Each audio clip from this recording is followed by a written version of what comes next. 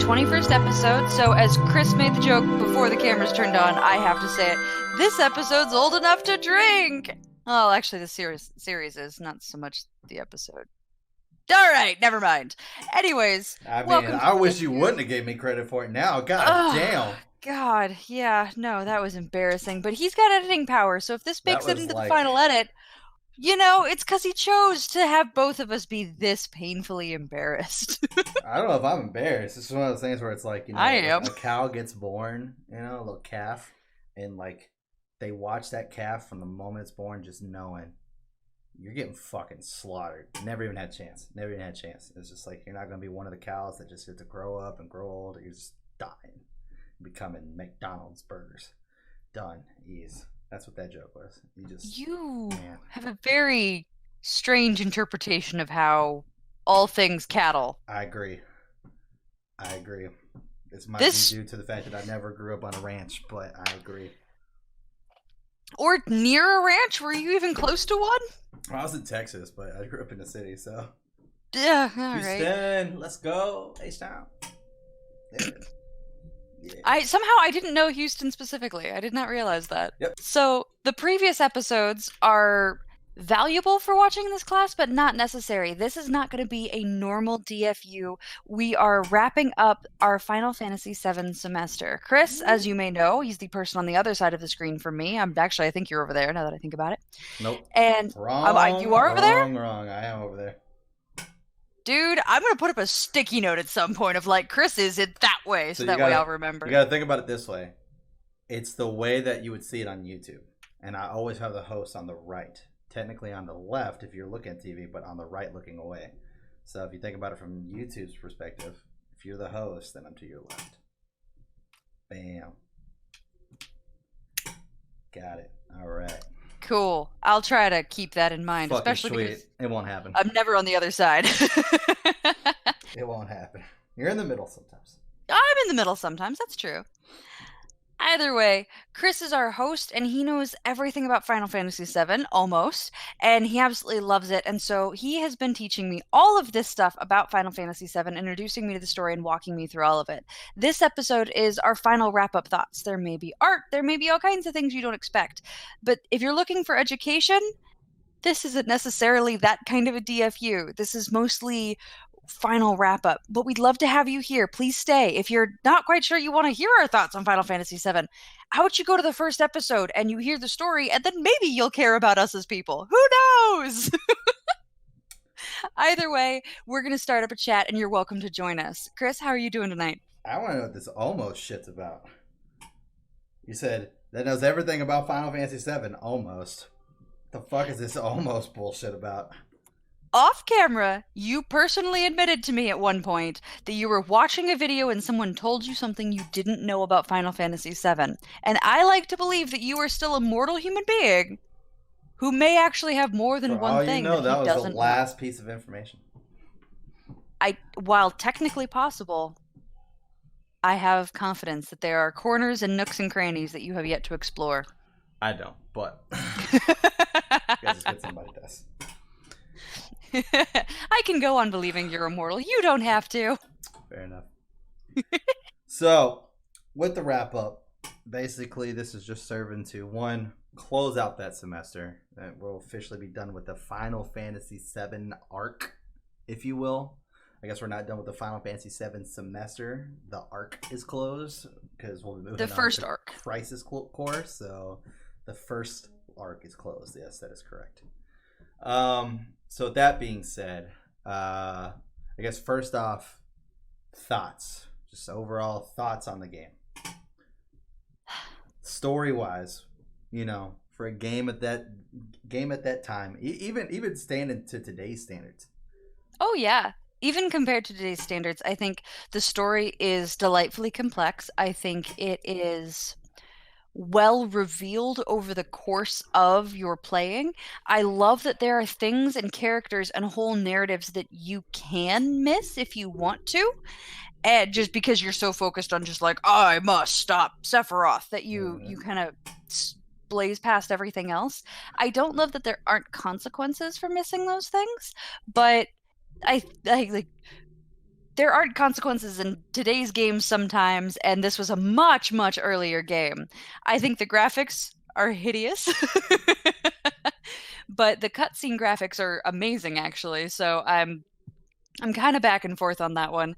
But the only thing that needed probably more like fleshing out, in my opinion, is whatever romance you choose. It seemed like that stayed very surface level. Mm-hmm. And there wasn't a lot of like warm fuzzies, but it's possible there weren't warm fuzzies because I was not actually playing the game. You tell me. Yeah, possibly. I think like as you're playing the game and you're going along, because it was more of the choices on the user. So it's more like you got to live Cloud and Tifa's relationship through me, to where like you actually choosing whether you wanted Tifa or you wanted Aerith, and then actually making sure you did what you needed to that make sure that was the person that was going to actually be at the date. Makes you a little bit more involved. So I'd say that definitely probably suffered due to the fact that you're second hand being told the game versus first hand being told the game. Mm-hmm. So I could say that too. I mean, it's one of the things that the game has suffered from the most, which is the fact that not having voice actors, without the voices to carry that extra emotion in multiple scenes, not even just the date scene alone.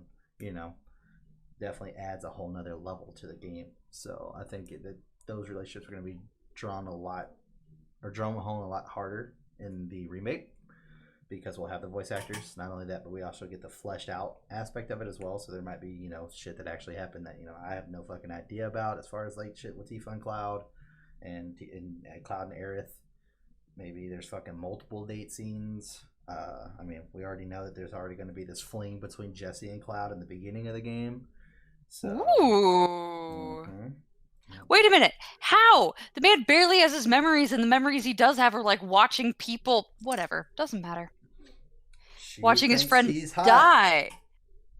Yeah. Okay. So lots of people think other people are hot, but some people are in like an emotional place where they're just like, yeah. Well, I don't think they're actually together. I think it's more just her hitting on him and wanting to be with him, because that's what actually sets Barrett off in the game in the first place on the remake.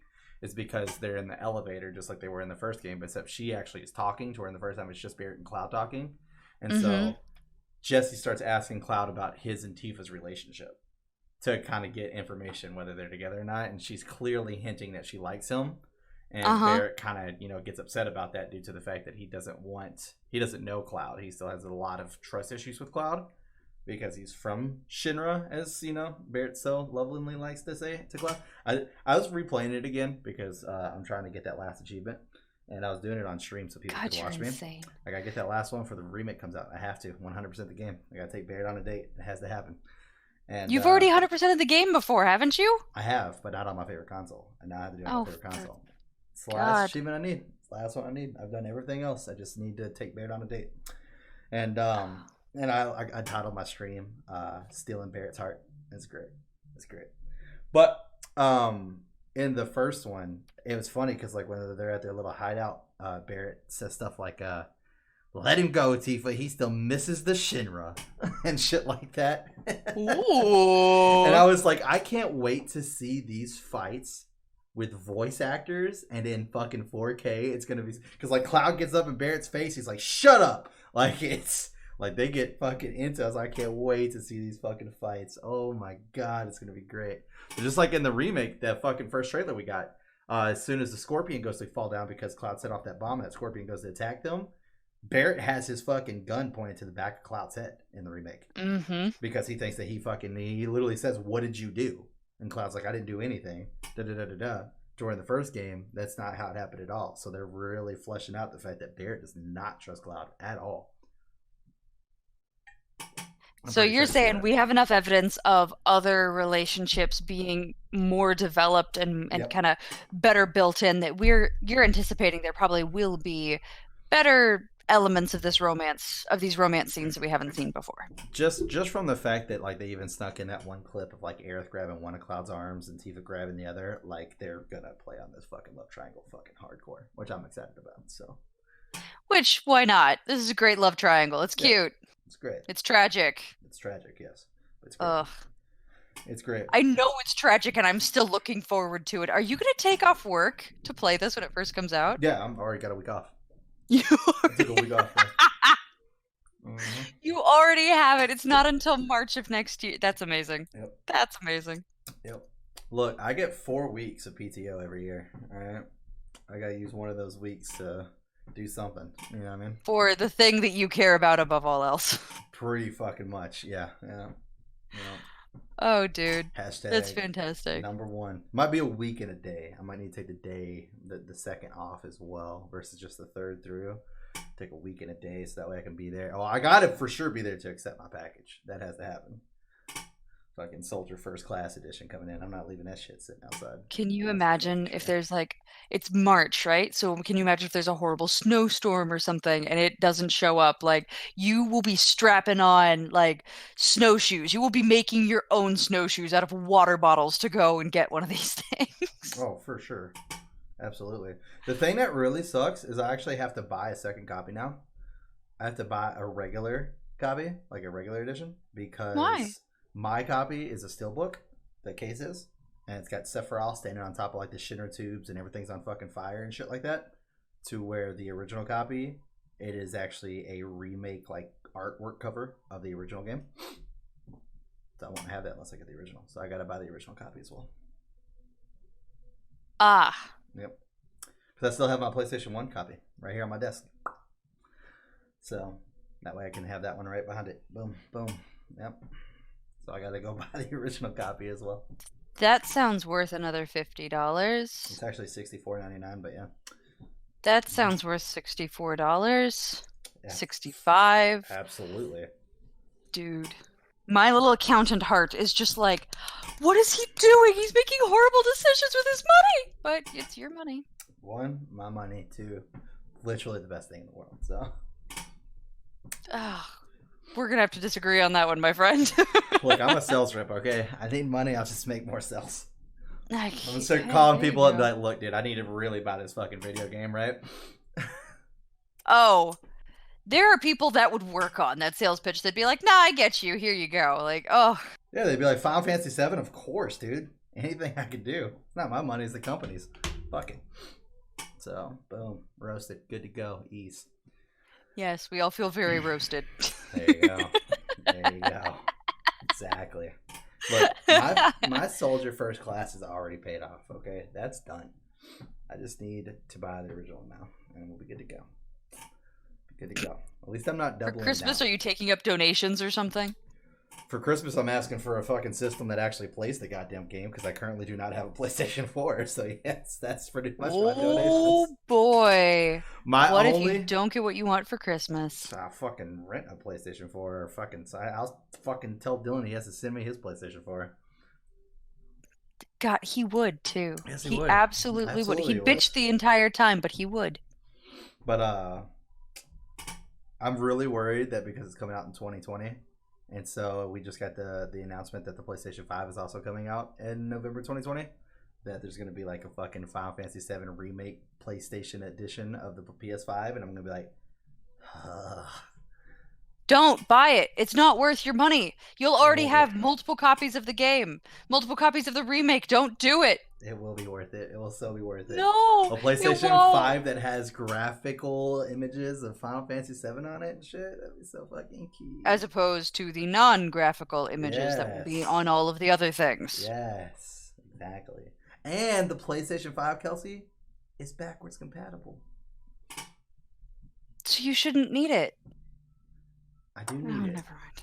Because you got to think ahead. This is part 1. Part 2 will be on the PlayStation 5. I got to get a jump. So you're going to buy a PlayStation 4 at the end of 2019, 5, and then a PlayStation 5 at the end of 2020. 3 of the games, the really super expensive ones, yes. The basic one, yes. And then the one that will work on your PlayStation 5 with the better capabilities. I'm going to take a wild guess that it might even be the deluxe edition because it's going to be the super fucking PlayStation edition. So I should have all 3 editions of Final Fantasy VII's remake. Should be pretty fucking sweet. I'm pretty excited. I am in pain. I am in pain hearing about this. I am in pain. And there's a reason why we're friends and we're not married. You see? Because no, exactly. There we go. See? I do believe my husband would have, if he had a moment where he wanted all this badly, I do think he'd have a moment where he'd be like, yeah, she's She's not going to agree to that. I have to pitch it better. I'm going to have to pitch it better. He might be able to pitch it in such a way that I'd agree to it, but it'd be hard. It would be a hard pitch. There you go. See, not me. I just throw it all out there on the table. I'm like, bam, dick and balls. There you go.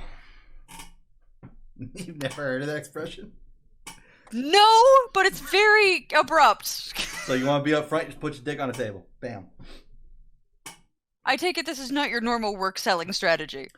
No, because my work selling strategy just so happens to be over the phone. But my dating life, absolutely. I just walk up and like, bam. Let's get it. You impressed? Let's do this. You're not impressed? I'll go do this to somebody else. There's another empty table right over there. I guarantee you women are I know this for a fact. Women are flooded with enough dick pics that is exactly what dating is like for women. It's just a selection of dicks laid out on a table and they get to pick their favorite. There you go. There you go. It's not a great way to do this. Just saying. Bam. No, not bam. Not. It's just bad. Too many dicks. Oh man. Woo woo. But all right, so jump back into it because we got all the way off on dicks. Yeah, we got way off. Fucking Kelsey always wanting to talk about dicks on the fucking channel. Jesus Christ. Good Can't Lord, resist it. Apparently. Anyways, let's see.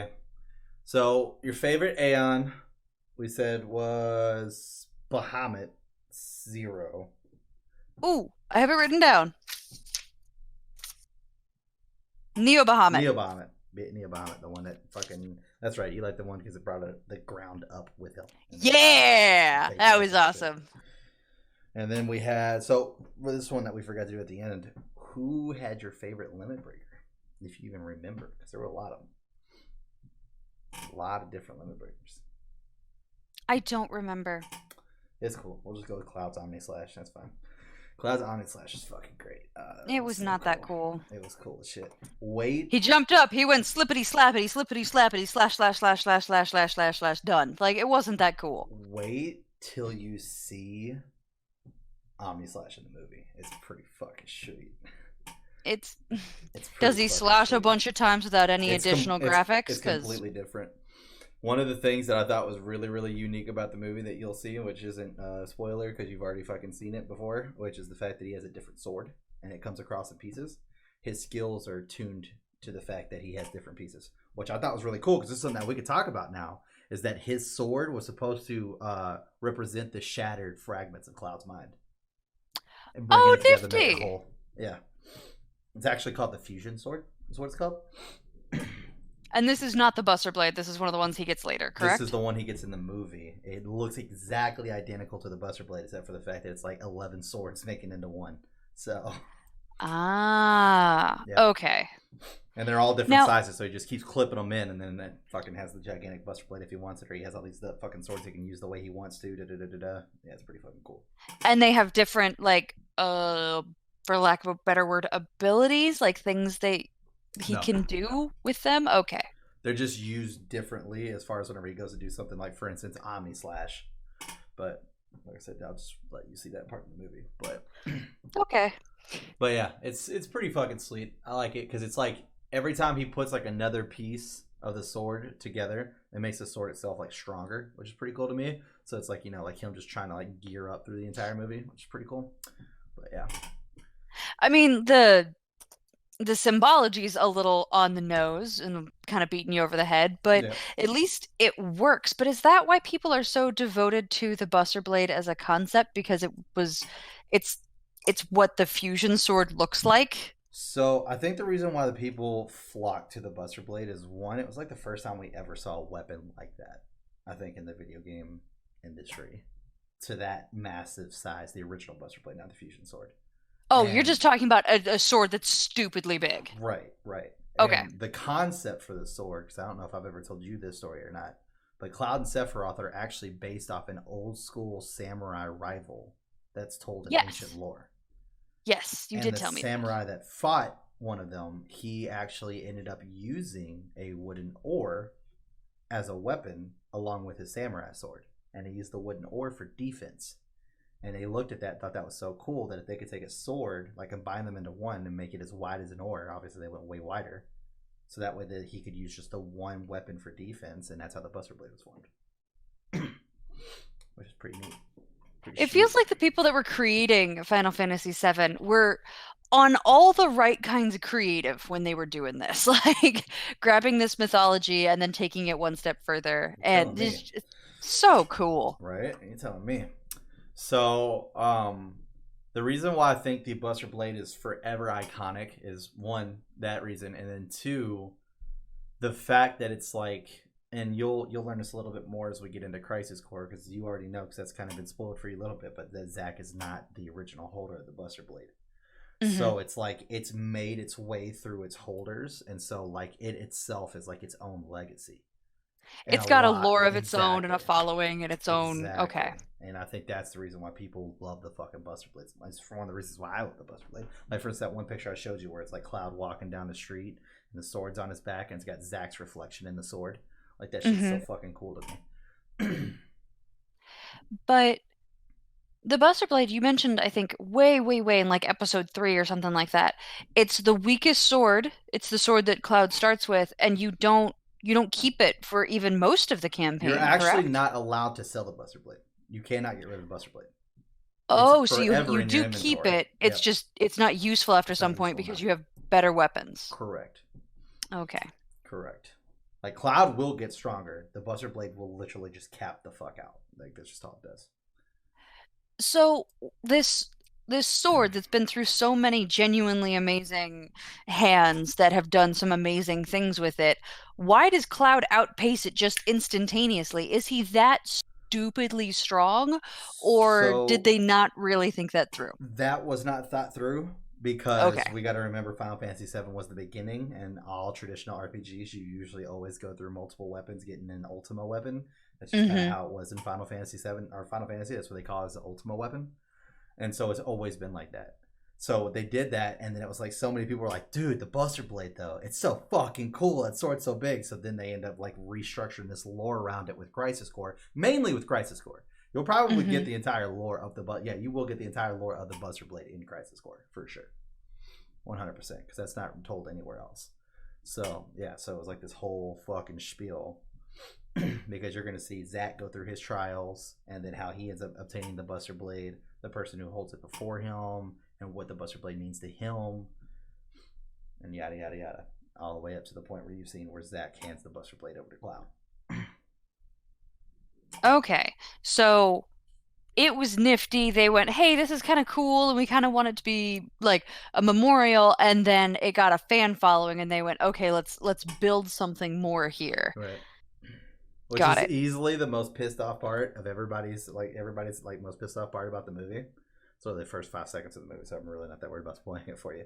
The first 5 seconds of the movie is like a shot on the Buster Blade, and someone comes by and kicks it down. Woo! And it's stabbed outside of Midgard into the ground where Zack died. So it's like his tombstone. That's why Cloud doesn't have it. He's using his own sword because he's trying to move away from Zack. And somebody kicks it down? I won't tell you who, but yeah, someone kicks it down. But is it Yuffie? As you saw, as you saw in my AMV, Cloud comes back out there and stabs it back into the ground. So that's part of my AMV. That's literally the opening of my AMV, is him stabbing the sword back in. Yeah. That's what that was. Okay. It's all rusty and shit. Yeah, like he just kind of like left it out there to be his headstone. It's pretty cool. I need to rewatch your AMV now that I actually have a framework for what I'm seeing. Because before I was just like, this is neat, this is cool, okie dokie, this looks like fun, and just moved on. I think it would be really interesting, one, for you to watch it before we watch the movie, to get your senses on it before the movie, and then actually watch it after the movie. Because obviously the majority of the AMV is the movie, but a lot of it was Crisis Core as well. So, like, I mean, you've actually seen all the parts from Crisis Core that were in the movie, of like him and Zack and shit like that, and him walking away from Zack at the end and carrying the Buster Blade with him. Yeah. So, yeah, I think it would be interesting to see your thoughts, like to hear your thoughts about it after, now that we finish the game, and then hear your thoughts again after we finish the movie. I think you'd have a lot more, not that you don't have appreciation for it, but you'd have a lot more appreciation for it because you would understand like certain things. Oh yeah. And how the lyrics lined up so perfectly. Oh yeah. Because I think one of the most, just gonna it's just gonna translate into me being like, "Wow, Chris, you're a genius," and you sitting there being like, "Yep, I'm a genius." I love my AMV. It's so good. As Chris uh, is really proud, which I have no problem with. I just want to give him shit because I can. but that's like easily like one of the biggest things because like I showed it to a lot of people who had never played Final Fantasy, and one of the lines is in the song is every last step leading towards the end, talking about like you could fuck up at any point, and like at that point it zooms in on Cloud's eye, and in his eye is the reflection of Tifa about to die, Denzel about to die, Aerith dying, Zack dying, and it's like no one understands any of that. It just looks like a whole bunch of things just flashing by real quick. And it's like once you actually have played the game and then you watch the movie, it all makes a lot more sense. So yeah, that song was just such a good choice. I was like, fuck. Guys, what you don't know is before Chris made this AMV, he talked about it for probably minimum a week. My AMV? But he just, yeah. like, yeah, he just kept talking about how badly he wanted to make it, how badly he wanted to make it. And then when he finally started making it, all he was talking about was how it had to be perfect. It absolutely had to be perfect. He's like, no, I had to shave another, like, 1/8 of a second off of this thing and it's not quite exactly, and I'm like, does it matter that much? And that was one of the dumbest questions I've ever asked because I then had it explained to me how it mattered. And so go and watch his AMV. There'll be a link below or you can find it on our channel page, but my gosh, it's fantastic, and it was made with a level of love that most of us will never receive from our spouses. It was made with a lot of love. That is not that was not the like. Let's say the first cut was far from the final cut. That was for sure. The entire ending of the AMV that is up now is completely different than the first ending that I had. Not even close to the same one. So. Oh, really? Why'd you change it? Because I had showed it to a couple friends who have also made AMVs, and they gave me some very useful feedback. They said it's good, but one of the things that I decided to do was there was a hype part of the song, but the entire part of the song they're just saying rise the entire time, and there's a part of the movie where like it fits that application. I'm not going to tell you about it, but it fits that application. You'll know when you see it. But it wasn't hype. Like what was happening on the screen wasn't matching the same level of hype.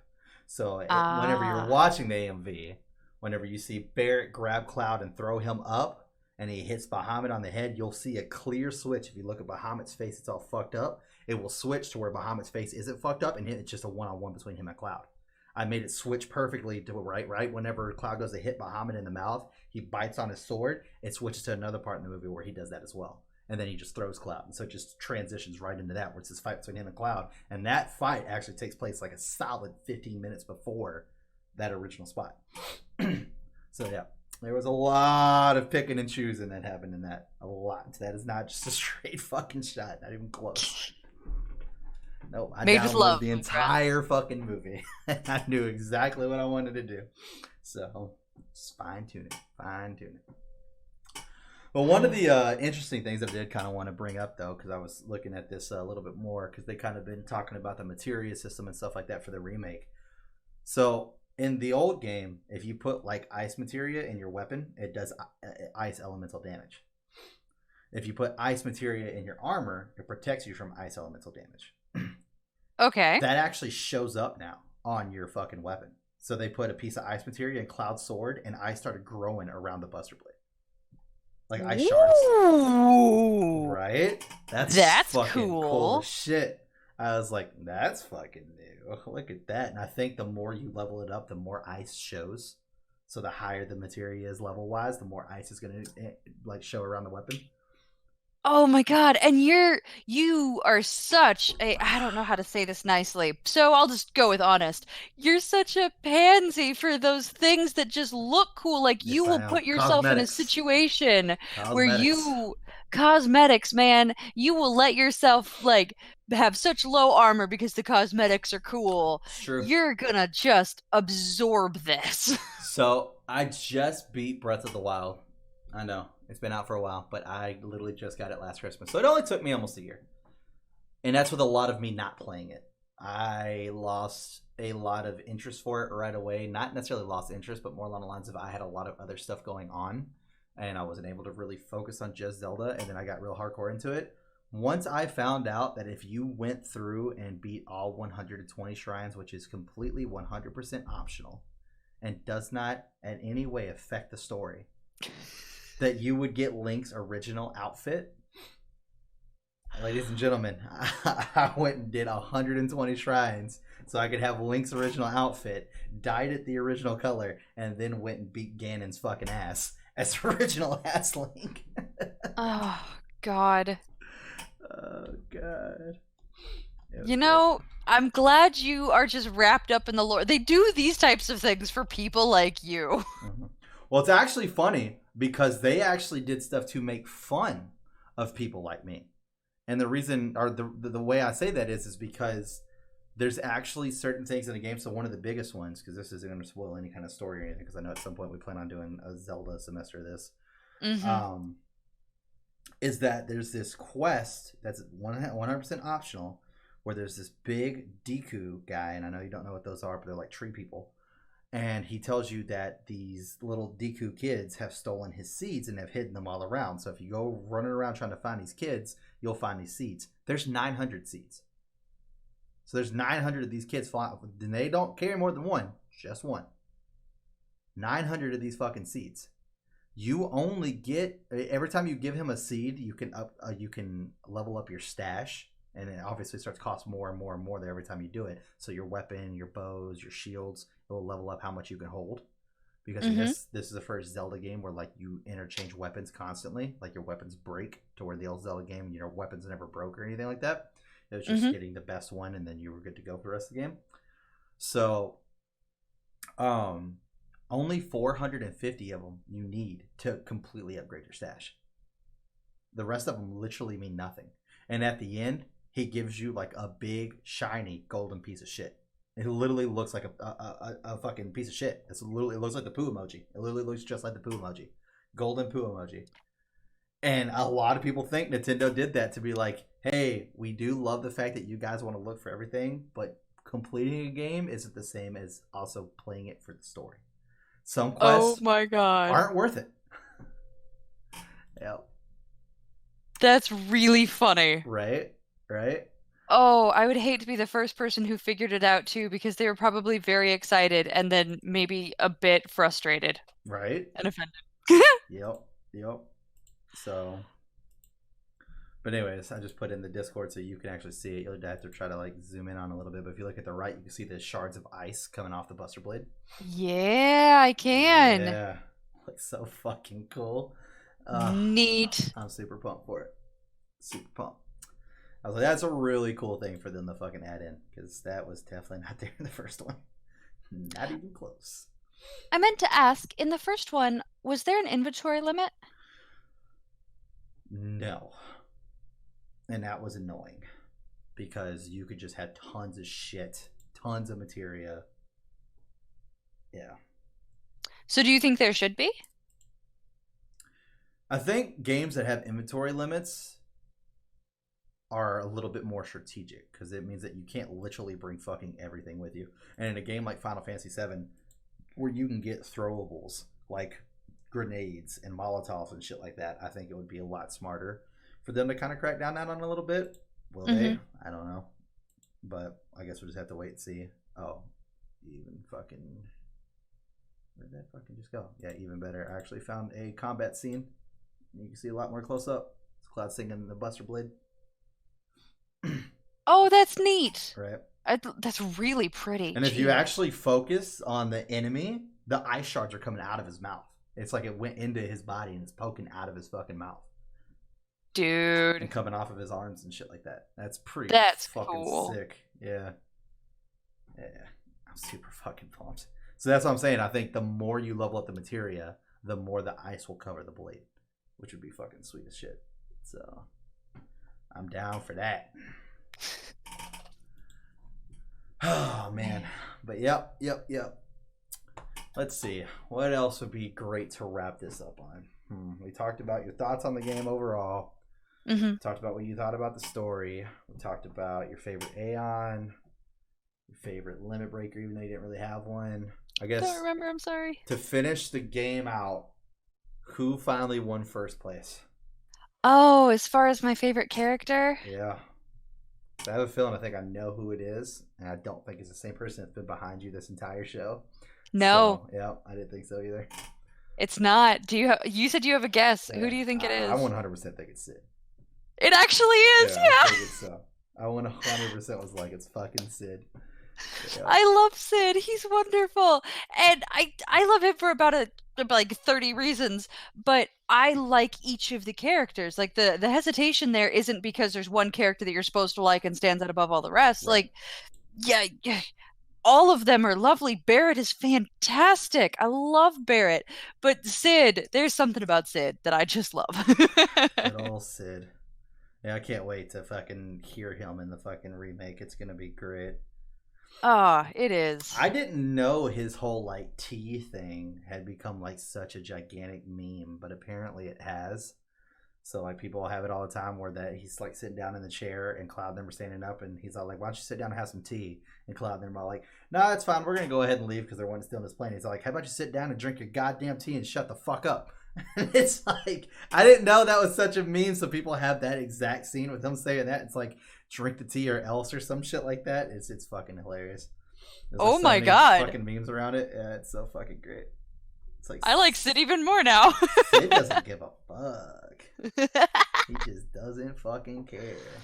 Oh, It's good shit he's though. fantastic. He Yeah, reminds me so much of Mal from Firefly. It's perfect. fair enough. Fair enough.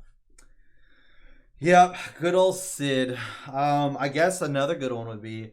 So, what did you think about the fact that the game was really big on having like all these different factions, kind of racing towards the same end? So you had Shinra as a faction, you had the Turks as a faction, you had our hero group as a faction, you had Sephiroth as a faction, Hojo was technically his own faction. Jeez, yeah, that's a good point. So, I mean, honestly, the planet itself is kind of its own fucking faction. yeah, the planet itself has its own priorities and functions and all that jazz. Man, I think the way that I received the information from you, honestly, there were characters that I either forgot about or didn't like. There were factions basically that I'm just like, oh shit, yeah, we care about the Turks. Why do we care about the Turks? I have no idea why we care about the Turks, but they're here and they're against us, and we generally don't like them. But I feel two major things. A, if I played the game, I would probably have a better idea of who these all the different factions were and have a better chance of keeping them together and clear in my head and why they matter. But more importantly, I think if the game didn't have an extended world, we didn't have Crisis Core, we didn't have the movie, we didn't or actually Crisis Core isn't the movie. Crisis Core is another game, right? Christ Core is another game. The movie Yeah. is Advent Children. If we didn't have Advent Children, if we didn't have the audiobooks, if we didn't have a way of meeting and getting the background on the rest of these factions, so then everything that's going on in this moment, in this pivotal moment of Sephiroth making his push and everybody trying to get there as fast as they can for their various reasons, I would be disappointed. But because we do have this extended universe, I feel like they can pull it off because they're taking the time to give background on the Turks. They're taking the time to give background on Hojo and Genova and all of these different everybody that's moving in their own way with their own motivation. I do love that there are there is a diverse cast that has different motivations. This isn't a copy paste of like everybody just wants to stop you. Everybody's going for their own thing. Hojo is insane and seems to make no sense at all until you understand more of who he is. Genova is insane and makes no sense at all, but in a completely different way. And then Sephiroth is just, man, he's nutty. Like, and all of these characters, while interrelated, they're different and they're well fleshed out and they're even better fleshed out through these other functions outside of the game. And so I'm okay with it because they took the time to make it realistic. Fair enough. Fair enough. Yeah, I mean, it's definitely easy to kind of get lost in all of them, but at the same time, like I said, to me, growing up as a kid and only playing, like certain ones, it's a lot easier to go back and enjoy specific things and focus on something new every single time, and that's something that I definitely enjoyed. Hmm. Growing up and playing the game over again was really really fun for me. So I guess that brings me to another one. I think so. Another pretty good for you to answer.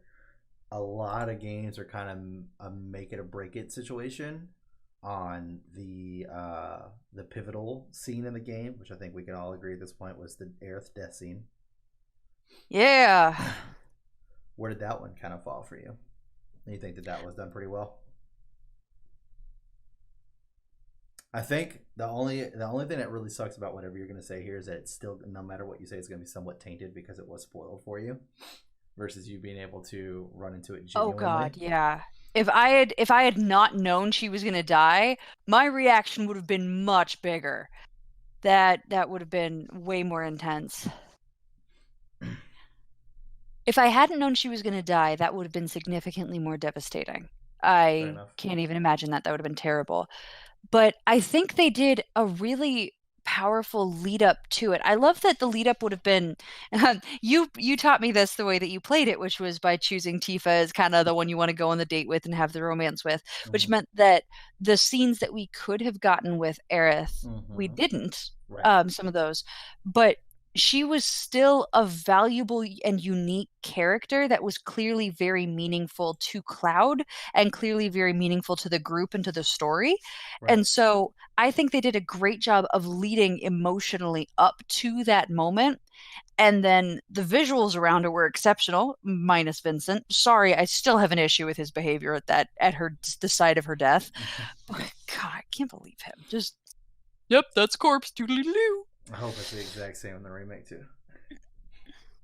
If he actually says that that's a corpse, I'm gonna flip tables. Like, I'm legitimately gonna throw something and go for a walk. But I if it hadn't been spoiled for me, it would have been much more intense. And I think it was well done. And it sounds like it's one of the better deaths in this type of a genre in general. Fair enough. Fair enough. And then the last one I have for you, another make it or break it. That always comes down with these games. It's the final villain. What are your last and final thoughts on Sephiroth as a villain from start to finish? Once again, Sephiroth, unlike a lot of these other characters, still have a lot of room to grow because he plays a significant part in Crisis Core. So you're going to see Sephiroth well before the madness kicked in. It's going to be a culture shock for you how different Sephiroth is. It was for me whenever I played Crisis Core. I was like, I actually kind of like Sephiroth. And I'm actually looking forward to that because, I mean, at the very beginning, you showed me little things where I got just a little tiny glimpse of like, hey, Sephiroth is actually kind of cool as a person, and then he goes insane, and you only Mm-hmm. know him in this game. We only know him post insanity, which isn't fun. And I still have an issue with him as a villain because I don't fully understand him. I Mm-hmm. don't understand why his need for to find his his need to be a subject of his mother was so intense to the point where it made him as insane as he was. I don't I love that there was a final battle inside of Cloud's head where he had to remove Sephiroth. I think that's amazing. I think the fact that we spend this whole game like more not fighting Sephiroth, but fighting the effects of Sephiroth, and Mm-hmm. then you figure out that he's barely alive. Yep. Like he is in a coma, like locked away, Yep. and he's still managing all of this. Like that's incredible to me. And that have the fact that he has that much power and you can still defeat him kind of bugs me a little bit, to be honest. But Well, I one of think the things that I go think ahead. you got to remember with that is that it's not necessarily so much of Sephiroth's power; it was being able to manipulate the Genova cells inside of Cloud. That's why no That's true. one else was affected by it. It's not like Barrett was affected by it or Tifa was affected by it. It was basically he was able to completely change Cloud's perception to whatever he wanted to due to the Genova cells, Hmm. and he had complete control over them, which is very interesting.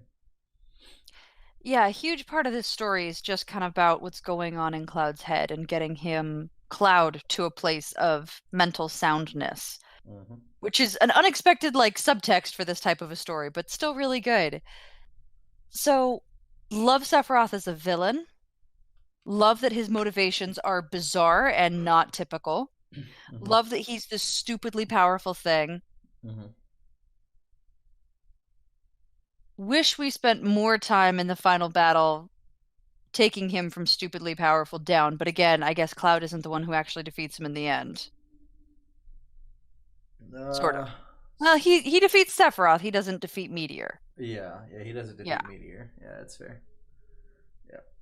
I mean, obviously, once again, it took the entire team to take Sephiroth from Bizarro Sephiroth, and he went to his final form, and three of them were able to finish him off. But I think one of the things that you'll kind of that will kind of make you actually like Sephiroth a lot more will definitely be Crisis Core, because a lot of those things that you were bringing up, as far as like you don't understand his obsession with his mother and stuff like that, and like his overall motive, you're going to get all of that in Crisis Core, like heavy.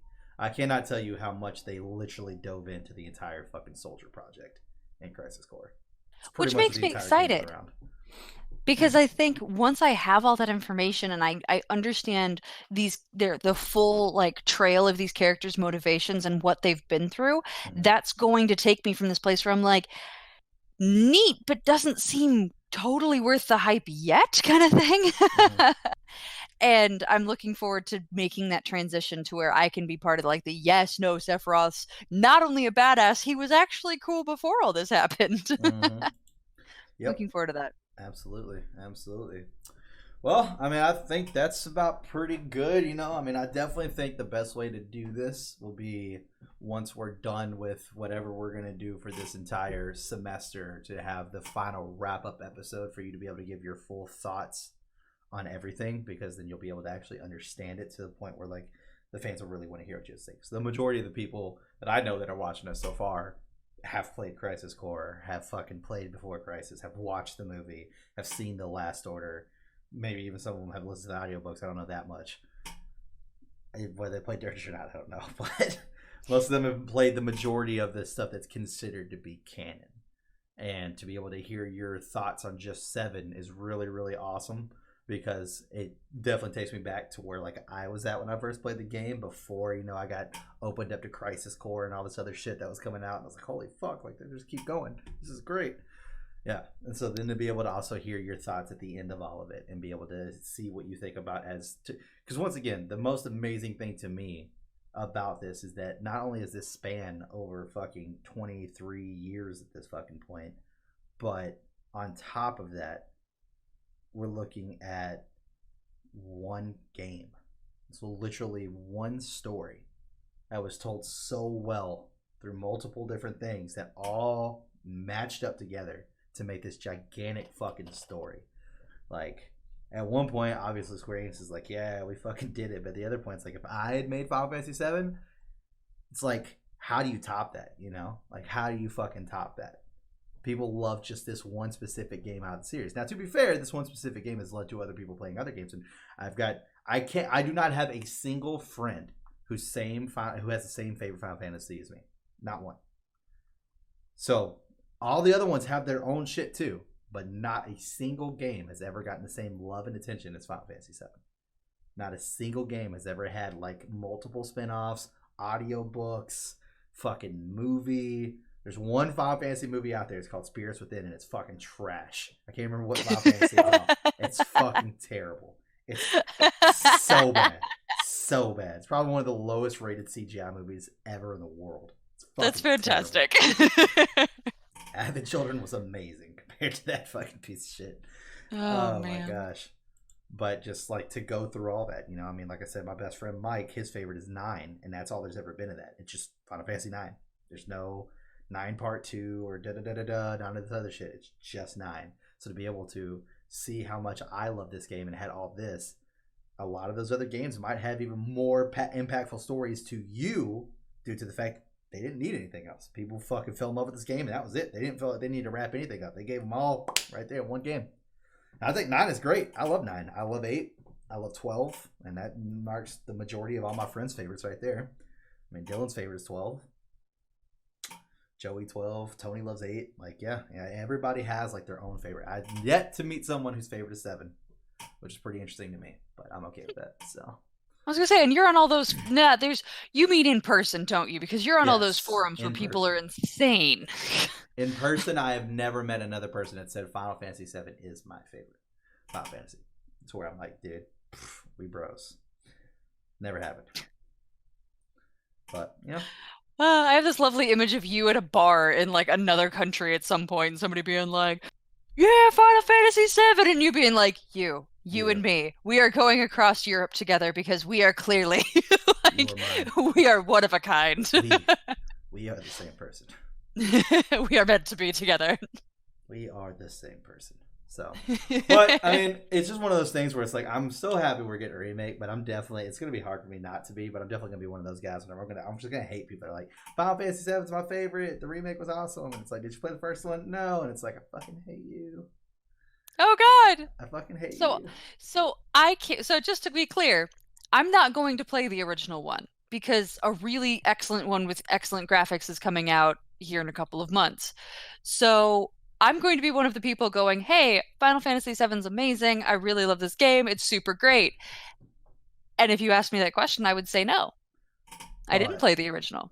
But you've done basically the equivalent of playing the original. More importantly, I listened to you talk about it. You went through the entire game at this point.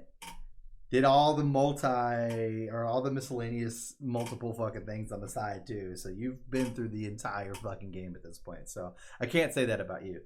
And somebody like Bree who plans on playing the remake. That's a different story. I keep showing her that meme where it's like, if you didn't like me at my best, you can't, or if you didn't like me at my best, or no, if you didn't like me at my worst, you can't love me at my best. And it shows like fucking old school fucking Polygon Cloud and then the new fucking remake of Cloud. It's so fucking great. I love it. It's the fucking best. You're not going to win that argument. I was like, let's fucking go. I mean, you're not going to win. She's not going to play it. I won the argument to me. The argument's already won. Doesn't matter what she thinks. Yeah, that one right there. Yeah, if you don't love me at my blink, you don't deserve me at my... Only thing that's weird, though, is that it still has the old Cloud. Like when we got the first view of him in 2015 versus like what he actually looks like now in the game. I wish there was a more updated one. Maybe I should just fucking make one.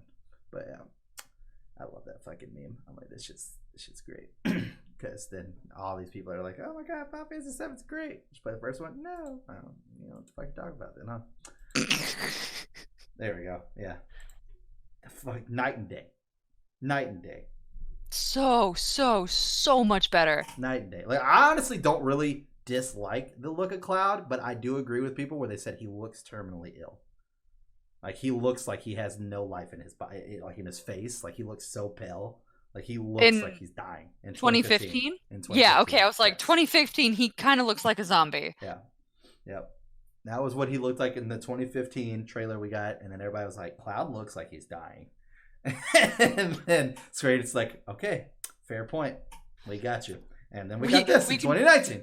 They put some rouge on his cheeks, and I mean, he's even got some more muscles though. They actually gave him some muscles in 2019. I was actually looking at that, and I was like, those are some muscles. You gotta be able to lift that big ass Buster Blade.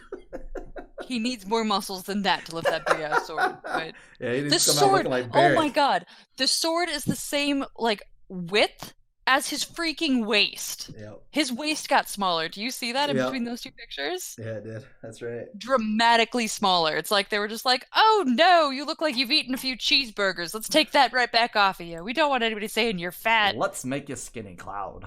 Let's make you skinny. I mean, he wasn't super skinny when he was a polygon. His waist is smaller than the size of his thighs. But his waist in this picture, though, which is like my favorite picture of Cloud ever, which is like drawn. I mean, bro. Minuscule. He needs suspenders. He needs those to keep his fucking pants up. Which, for people who don't know, is the picture that's behind me. But yes, it's my favorite picture of Cloud. I don't know why. I just fucking love that picture. It's so great. But yeah, his waist is so fucking small. That's ridiculous. And his arms are spindly. Cloud. I love you. But anyways, we should probably finally put a wrap on this. Because we got some Crisis Core to get to. Crisis Core. You were too All right, excited guys, about that's going to this. wrap up our 21st class on Final Fantasy VII. This is the end of this particular arc. Any thoughts that you have? What's your favorite Aeon? What's your favorite All down character? below. What you thought I was going to say for my favorite character, because Dylan was wrong, but were you? Dylan was Go really wrong. ahead. Yeah, Dylan's always wrong. I Dylan don't literally mean started out with that. saying that your fucking favorite characters were the ones that you obviously didn't like. I was like, this is Yeah! great. I was like, this is It's like, fantastic. I'm fine with this. This is fucking hilarious. so please throw any thoughts that you have in the comments. We would love to come and interact with you there. Or we also have our Twitter or our Twitch links below as well. Mm-hmm. But if you would please like and subscribe, and we will see you in the next class, which will be on Crisis Core. Bye, friends.